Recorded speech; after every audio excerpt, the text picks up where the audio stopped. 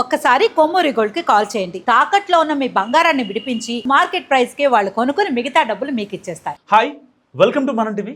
మన టీవీ మన కోసం నేను మీ జర్నలిస్ట్ మనోజ్. సిదిరి అప్పలరాజు వైసీపీలో మంత్రిగా పనిచేశారు. సో ఇప్పుడు ఓడిపోయారు ఆయన.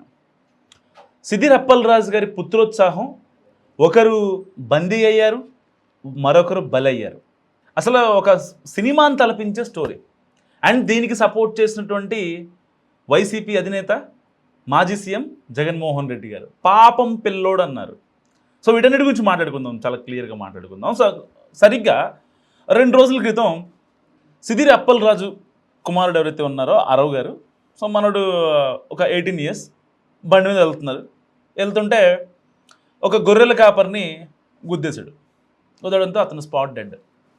సో వెంటనే విషయం తెలుసుకున్నటువంటి సిదిరి అప్పలరాజు గారు ఏం చేశారంటే, లేదు నా కొడుకు కాదు గుద్దింది, వేరే వాళ్ళని చెప్పి వాళ్ళ అనుచరుల్లో సమ్ ఎక్స్ని తీసుకొచ్చి అక్కడ కూర్చోబెట్టారు.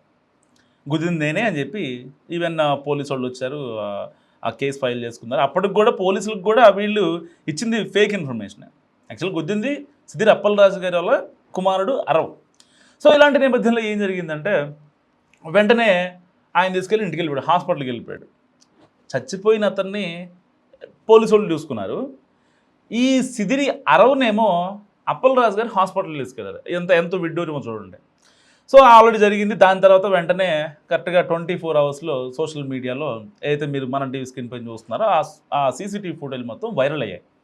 సో ఆల్రెడీ అక్కడ వచ్చాడు అరవ్, వచ్చి పెట్రోల్ బంక్లో పెట్రోల్ కొట్టించుకొని దాని తర్వాత బయటికి వెళ్ళే విజువల్స్ అన్నీ చాలా క్రిస్టల్ క్లియర్గా కనపడటం. సో దాని తర్వాత అసలు ఆ అబ్బాయి రాలేదు, వచ్చింది ఇతనే అని చెప్పి బండి నెంబర్లు అవన్నీ చూసుకున్న తర్వాత అరవ్ని పోలీసులు అరెస్ట్ చేశారు. అప్పటిదాకా కూడా పోలీసులు ఇన్వెస్టిగేషన్లో ఓన్లీ అరవ్ ఏం తప్పేం చేయలే, వేరే అతను ఉన్నాడు కదా.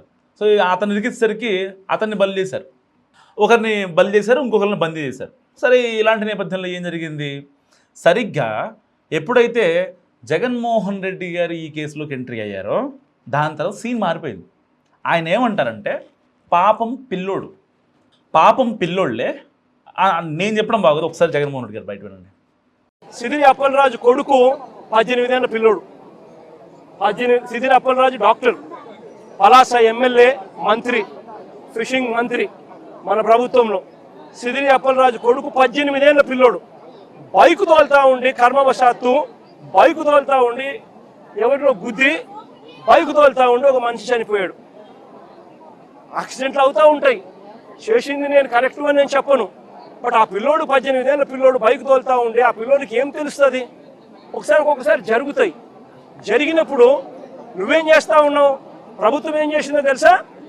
ఆ సిదిరి అప్పలరాజు కొడుకును మర్డర్ కేసులో హోమిసైడ్ సెక్షన్ పెట్టి ఇరికించాలని ప్రయత్నం చేసింది.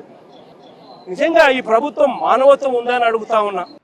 విన్నారు కదా, జగన్మోహన్ రెడ్డి గారు ఏమంటారంటే, ఈయన ఒక మాజీ సీఎం, 5 ఏళ్ళు ముఖ్యమంత్రిగా పనిచేశారు, కష్ట నష్టాలు చూశారు, సాధక బాధలు చూశారు. ఒకరు చనిపోతే పాపమా? చచ్చిపోయినోడు పాపం కదా. సరే ఆయన లాజిక్ ఏంటి? ఎలా వెనకేసి వద్దాం అనుకుంటున్నారు సిదిరి అరవ్ని? 18 ఏళ్ళు లేదు, ఆ బాబుకి ఏం తెలీదు, పాపం పిల్లోడు, భలే అంటారు పాపం పిల్లోడని. ఈ పిల్లోడు ఎగ్జాంపుల్స్ కూడా నేను మళ్ళీ చెప్తాను మీకు. పాపం పిల్లోడు, అనవసరంగా కూటమి సర్కార్ కేసులు పెట్టి వేధిస్తుందని అంటారు. చనిపోయిన వాళ్ళు పాపం కదా. ఇక్కడ వాళ్ళు ఒక వెనకబడిన సామాజిక వర్గానికి చెందిన వాళ్ళు, వాళ్ళకి అంటే జీవనోపాధి కూడా కష్టం. మరి ఆ పిల్లోడు చనిపోయాడు కదా, ఆ పిల్లోడు ఫ్యామిలీ పరిస్థితి ఏంటి?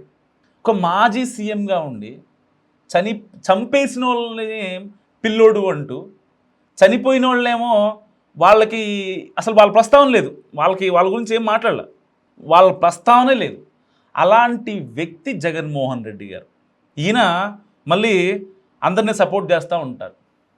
గతంలో మనం చూసాం, వివేకానంద రెడ్డి హత్య కేసులో ఎంపీ అవినాష్ రెడ్డి గారిని పాపం పిల్లోడు, మా ఫ్యామిలీలో పిల్లోడు అని చెప్పి మాట్లాడారు. ఏం తెలుసు అని చెప్పారు. అండ్ రీసెంట్గా పిల్లసాయి విజయవాడలో లాకప్ డెత్ కేసులో పాపం పిల్లోడు అని చెప్పారు. అండ్ అంతకంటే ముందు తెనాలిలో ఈ గంజాయి బ్యాచ్ ఒకళ్ళు హల్చల్ చేస్తుంటే, బ్లేడ్ బ్యాచ్ గంజాయి బ్యాచ్ హల్చల్ చేస్తుంటే వాళ్ళని పోలీసులు అరెస్ట్ చేశారు. అది కొంచెం అప్పట్లో పెద్ద ఇష్యూ, సరిగ్గా 6 నెలల క్రితం అనుకుంటున్నా నాకు తెలుసు. ఆ ఇష్యూలో కూడా పాపం పిల్లోళ్ళు వాళ్ళకేం తెలుసు అంటారు. అంతకుముందు తిరుపతిలో ఈ దొంగల బ్యాచ్కి సంబంధించి వాళ్ళు యాక్చువల్గా వైసీపీ వాళ్ళు అనమాట. సో వాళ్ళ గురించి కూడా పాపం పిల్లోళ్ళే అంటారు. ఈయన ఎవరిని పాపం పిల్లోళ్ళు అంటారు? స్మగ్లర్స్ని, గంజాయి బ్యాచ్ని, బ్లేడ్ బ్యాచ్ని, వీళ్ళని గుద్దేసి మనుషులను చంపేయడం. సరే, ప్రమాదాలు అనేవి నిజంగా అనుకోకుండానే జరుగుతాయి. అంత మాత్రాన వెనకేసుకు రావాల్సిన అవసరమే ఉంది? సాక్ష్యాలు తారుమారు చేయాల్సిన అవసరమే ఉంది? అదేమన్నా లైఫ్ లాంగ్ పడుద్దా జైల్లో? కాదు కదా. మహా అయితే ఒక నెల, లేదంటే ఆ నెలలోపే మీరు బెయిల్ మీద బయటకు వచ్చేస్తారు. ఇక్కడ సాక్ష్యాలు తారుమారు చేయాల్సిన అవసరం ఏమొచ్చింది? ఎప్పుడైతే సిదిరి అప్పలరాజు గారు ఇంత పెద్ద డ్రామా జరుగుతుందో, ఇక అప్పుడు దాకా చేసిన డ్రామాని మొత్తాన్ని ఆపేశారు ఎప్పుడైతే సీసీటీవీ ఫుటేజ్ బయటకు వచ్చిన తర్వాత. మరి ఎందుకు ఇవన్నీ చేయాలి? ఇప్పుడే ఇన్ని చేస్తున్నారంటే మీరు గతంలో ఇంకెన్ని చేశారు? శిరోమండనం కేసు అప్పుడు మాట్లాడరు, పాపం పిల్లడు అనరు. ఒక డాక్టర్ని చంపేస్తే, ఒక దళిత డాక్టర్ని చంపేస్తే ఆయన్ని పాపమని చెప్పరు. వాళ్ళ ఫ్యామిలీ ఎలాంటి బాధ అనుభవిస్తుందో ఎవరికి తెలియదు, దాన్ని పాపమని చెప్పరు.